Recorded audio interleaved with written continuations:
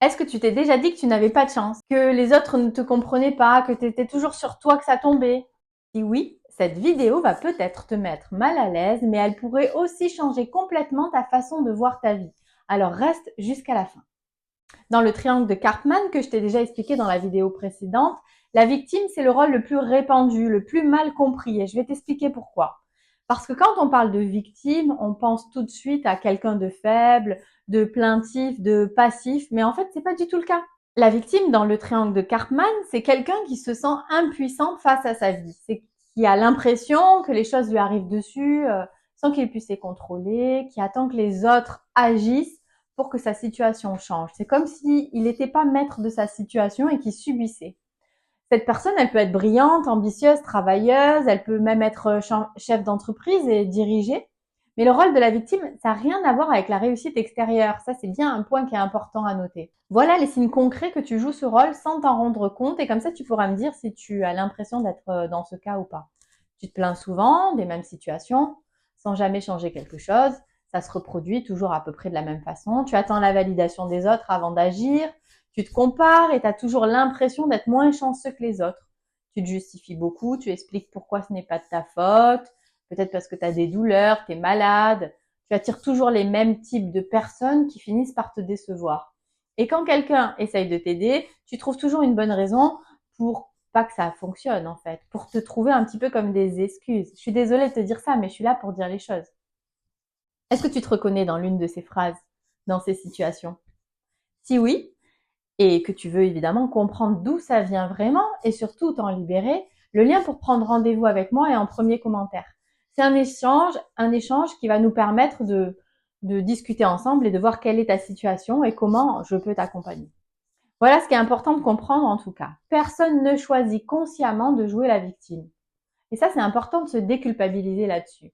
Ce rôle, il se construit dans l'enfance, dans un contexte où se sentir impuissant était peut-être la seule réponse possible à ce que tu vivais. Tu n'avais pas le choix de réagir comme ça. Peut-être que dans ta famille, exprimer tes besoins directement ne servait à rien. Peut-être qu'on ne t'écoutait pas. Ou alors tu as appris à souffrir en silence pour attirer de l'aide. Peut-être à pleurer ou à bouder. Peut-être que tu as vécu des situations où tu n'avais effectivement aucun contrôle. Et ça, ton système nerveux l'a enregistré comme une vérité absolue. C'est la seule façon qu'il avait de réagir. Et c'est pas une faiblesse, c'est une stratégie de survie. Et c'est ton cerveau qui l'a développée. Le problème, c'est qu'à l'âge adulte, cette stratégie, elle fonctionne plus, elle t'empêche d'avancer. Et en fait, elle continue à réagir comme si tu étais en danger. Et ce que personne te dira, c'est que le rôle de victime a un bénéfice secondaire inconscient.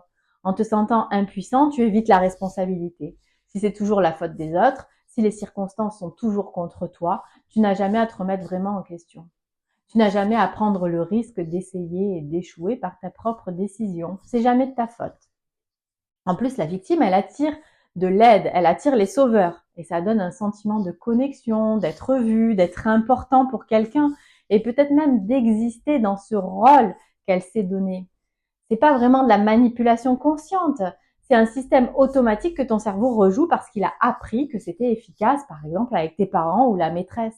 Alors comment on en sort? Parce que la bonne nouvelle, c'est qu'on peut en sortir. La première étape, c'est de reconnaître le rôle. Et c'est ce que tu es en train de faire, peut-être avec cette vidéo ou avant, parce que tu prends conscience. La deuxième étape, c'est de changer une seule question. Au lieu de te demander pourquoi ça m'arrive à moi, tu te demandes qu'est-ce que je peux faire avec ce que j'ai maintenant. C'est pas un changement de pensée positive, c'est un changement de posture neurologique. Tu passes du mode réactif au mode actif. Tu passes en mouvement et tu prends ta vie en main. La troisième étape, et la plus puissante, c'est d'aller chercher à la racine. Pourquoi ton cerveau a appris à se sentir impuissant? Est-ce qu'il y a des mémoires? Est-ce que peut-être il y a des traumatismes? Tu as beau le savoir intellectuellement, que tu joues la victime, quelque chose en toi continuera à rejouer ce programme automatiquement si tu ne fais pas quelque chose pour aller le déprogrammer.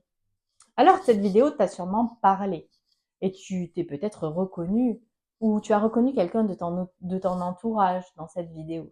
Écris-moi en commentaire et explique-moi, ça m'intéresse. La prochaine fois, on verra le rôle du sauveur. Peut-être que tu te reconnaîtras plus dans ce rôle de sauveur.